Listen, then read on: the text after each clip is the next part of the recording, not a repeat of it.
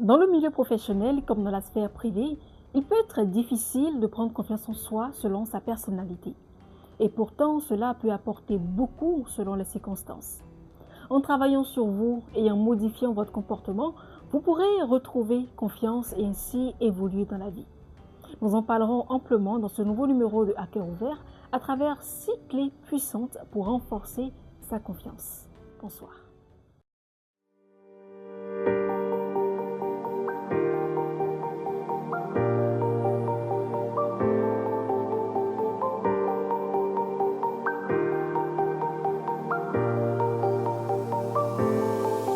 C'est toujours un plaisir pour moi de vous retrouver. Bonjour et bienvenue dans Hacker Ouvert, l'émission qui enseigne, libère et élève les femmes selon les standards divins. Ici, nous parlons d'identité, des blessures, de guérison de l'âme. Nous parlons de foi, de leadership, de transformation et surtout d'impact. Alors, 6 clés pour renforcer la confiance en soi. C'est le thème que nous abordons dans ce nouveau numéro de Hacker Ouvert. Si vous vous sentez concerné par ce thème, je vous encourage vraiment à rester jusqu'à la fin parce que je vous partagerai des clés puissantes qui vont radicalement changer les choses dans votre vie. Et si vous connaissez une sœur, une amie, une tante, une partenaire qui aurait besoin de ces clés pour pouvoir, vous comprenez, pour pouvoir se retrouver, pour pouvoir renforcer sa confiance en soi, c'est le moment, plus que jamais, de lui envoyer le lien de cette émission. Nous parlons de la confiance en soi. La confiance en soi, de façon globale, de façon générale, c'est quoi? C'est la capacité à croire en ses propres ressources, en ses compétences, en son potentiel pour agir et faire face aux situations. Mais j'aimerais nous inviter à voir les choses sous un autre angle, sous un angle un peu différent, celui où elle n'est pas fondée sur nos propres forces, mais sur Dieu, qui se traduit par l'assurance, par le courage et la valeur. Vous voyez, en tant qu'être créé à l'image de Dieu, nous sommes appelés à puiser notre force en Dieu, plutôt que de se fier uniquement à nos propres capacités, à nos propres forces. Donc, en voyant les choses sous cet angle, en ayant cette perspective, il est plus facile de s'accommoder, de comprendre la notion de la confiance en soi. Vous comprenez que vous n'avez pas besoin de porter ce fardeau-là. Vous n'avez pas à avoir peur. Vous n'avez pas à craindre le moyen par lequel vous allez réussir à avoir confiance en vous. Parce que vous avez un Père qui vous a créé, un Père qui vous a choisi, un Père qui vous a aimé le premier et qui, de par son esprit qui habite en vous, vous aidera facilement à retrouver confiance en vous. Alors, ce point étant bien clarifié, la toute première clé pour renforcer ta confiance en soi, c'est de t'accepter tel que tu es. S'accepter tel que l'on est. Je dis stop aux comparaisons inutiles. Stop aux comparaisons qui font perdre l'estime de soi. Se comparer de façon constructive, oui. Se comparer dans l'objectif de s'améliorer, d'aller plus loin, je suis OK. Mais la comparaison qui a pour objectif de semer le doute, de semer des frustrations, de semer des choses toxiques à l'intérieur de soi, ça n'en vaut juste pas la peine. Et puis, il ne faudrait pas se cacher derrière des façades. Reste toi-même. L'authenticité est nettement plus appréciée et cela évite des problèmes, cela évite des malentendus. Chacun est comme il est, avec ses qualités, avec ses défauts. Tu es un être parfaitement créé par Dieu, avec tes qualités, avec tes défauts. Accepte-toi tel que tu es. Et surtout, il ne faudrait pas oublier que personne n'est parfait. D'ailleurs, c'est la diversité de chacun d'entre nous qui fait la richesse des échanges et des expériences de vie. Ma reine, sois fière de toi. Sois fière de tes décisions, de ce que tu entreprends, de ce que tu as décidé d'être, de ce que tu as choisi d'être. C'est en cela que ta particularité se trouve. Deuxième clé, il faut s'autoriser à échouer. L'échec n'est pas une fatalité. Échouer n'est pas une fatalité. Te souviens-tu de la première fois? De la première fois où tu es allé à vélo? Te souviens-tu de cette première fois où tu as été à un entretien? Est-ce que tout a été parfait? Est-ce que ça a été la réussite parfaite? Probablement pas. Pourtant, tu as essayé. Pourtant, tu as fait un premier pas. En outre, il n'y a pas de honte à connaître l'échec, parce qu'ils permettent justement de s'améliorer. De grands dirigeants ont commis des erreurs, et puis ils se sont relevés en analysant le comment du pourquoi, et ils ont rectifié le tir. Et c'est ce que je t'encourage à faire. Regarde, observe, analyse, vois ce qui n'a pas marché, et corrige-toi pour les fois à venir. Le fait de s'accorder le droit d'échouer, c'est une excellente chose pour pouvoir travailler la confiance en soi. Cela permet d'être moins dur envers soi-même, d'être plus tolérant et de relâcher la pression. Si vous faites de votre mieux, si vous avez la conviction d'avoir donné tout ce qui est en votre pouvoir, d'avoir fait tout ce qui est en votre capacité pour que ce projet, pour que ce rêve-là se réalise, c'est le plus important. Tirez le son de votre expérience, de cette erreur-là, mais ne ruminez pas trop longtemps. Ne ruminez pas trop longtemps. Comprenez vos erreurs et passez à autre chose. La troisième clé, mes reines, pour renforcer sa confiance en soi, c'est de se fixer des objectifs réalistes et réalisables. Lorsque l'on souhaite apporter des changements importants dans sa vie, l'idéal, c'est d'y aller pas à pas. Bien sûr, en se fixant des objectifs, des paliers. Il faut faire le point sur ce que vous savez faire. Quels sont vos dons? Quelles sont vos capacités? Quel est votre potentiel? Quels sont vos atouts? Et quelles sont aussi vos faiblesses?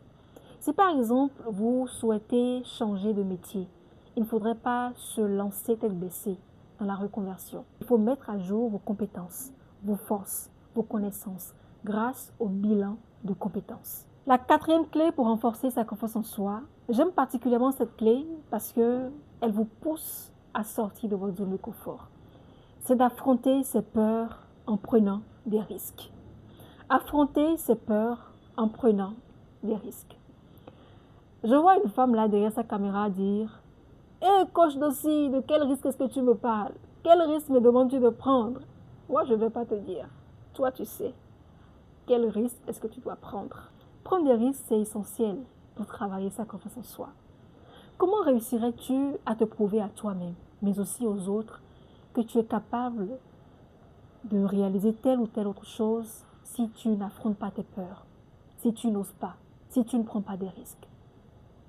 C'est en affrontant tes peurs, en prenant des risques, que tu sortiras de ta zone de confort, que tu feras des choses extraordinaires. La peur du jugement, la peur de l'échec, ou encore la peur de ne pas savoir, ne doit pas être un frein dans vos actions. Si vous vous arrêtez à vos pensées limitantes, à vos croyances limitantes, à toutes ces interrogations qui vous traversent l'esprit, vous n'arriverez à rien. Vous ne ferez pas grand-chose. Vous ne réussirez pas à aller au-delà de vos difficultés. Vous savez, parfois, nous avons tellement de potentiel, nous avons tellement de capacités, mais nous n'en mesurons pas la portée simplement parce que nous n'osons pas, parce que nous ne prenons pas de risques, parce que nous n'osons pas faire des choses inhabituelles. Tu dois affronter tes peurs en prenant des risques. Vous risquez de perdre progressivement la confiance que vous avez en vous si vous ne prenez pas des risques, si vous n'osez pas, si vous ne sortez pas des sentiers battus. Il vous faut donc oser. Jetez-vous à l'eau et acceptez aussi parfois d'assumer les conséquences. Parce que oui, prendre des risques, c'est avoir le dos suffisamment large pour endosser les responsabilités, les conséquences parfois. Mais ce qui est sûr, vous ne mourrez pas. Vous ne mourrez pas pour avoir pris ce risque-là ou ces risques-là. Au contraire, vous apprendrez de ces expériences. Je peux vous l'assurer.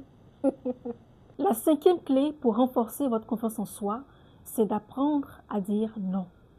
Apprendre à dire non. Il vous est peut-être difficile de dire non par peur de vous sentir rejeté.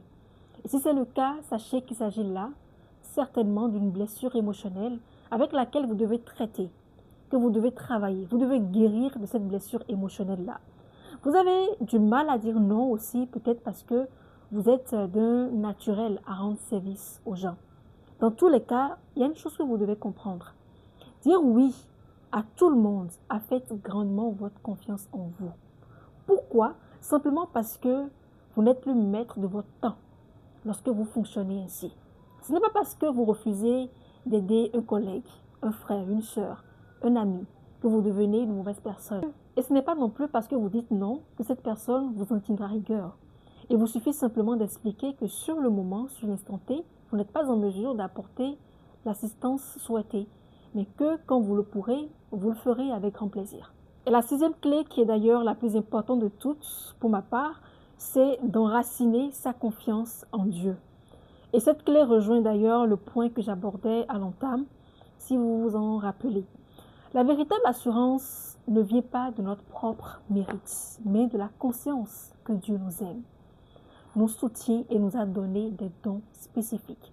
Voyez ceci dans 2 Timothée 1, le verset 7.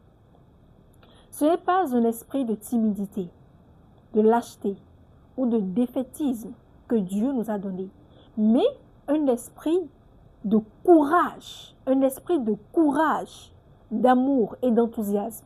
C'est un esprit actif et aimant qui nous donne un jugement sain et une parfaite maîtrise de nous-mêmes. La partie qui attire moi particulièrement mon attention dans ce verset, c'est là où on parle de courage, mais un esprit de courage, d'amour et d'enthousiasme. Donc si je sais que j'ai l'esprit de Dieu en moi et que l'esprit de Dieu qui est en moi est un esprit de courage, cela signifie que naturellement, il me donne d'avoir confiance en moi. Je n'ai donc pas à avoir crainte, je n'ai donc pas à avoir peur, parce que je mets ma confiance en Dieu.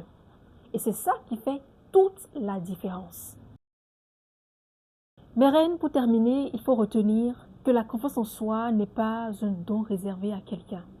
Ce n'est pas un don réservé à une personne spécifiquement. C'est un chemin, c'est un mouvement intérieur, c'est une posture. Il y aura des jours où vous allez douter, c'est normal. Où vous allez vous sentir moins solide, moins digne, moins capable. Ça peut arriver.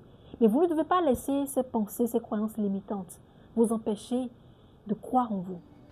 Parce que cette confiance que vous êtes censé avoir ne dépend pas de vous, mais de ce Dieu qui vous a choisi. Bien sûr, il y aura des jours où vous allez douter de vous, où vous allez vous sentir moins solide, moins capable. C'est humain. Mais vous devez vous rappeler que cette confiance-là que vous êtes censé avoir ne dépend pas de vous, mais de votre Dieu, de votre Père créateur. Il y aura d'autres jours où vous allez vous sentir porté, rassuré, capable. Et c'est dans ces allers-retours que la confiance va se construire. Pas dans la perfection, mais dans la présence de Dieu. L'essentiel, c'est d'oser être soi, c'est d'oser être authentique, avec vos forces, avec vos faiblesses, avec vos limites. Et c'est ça qui fait toute la beauté de la vie. Alors, si vous avez aimé ce temps d'enseignement, ce partage, je vous encourage à laisser un j'aime, ajouter en favori, laissez-moi aussi un commentaire et dites-moi de quoi est-ce que vous aimeriez que je parle ou quel sujet vous voudriez que j'aborde dans les prochains numéros de À Cœur Ouvert. D'ici là, moi je vous dis à la prochaine. Bye bye.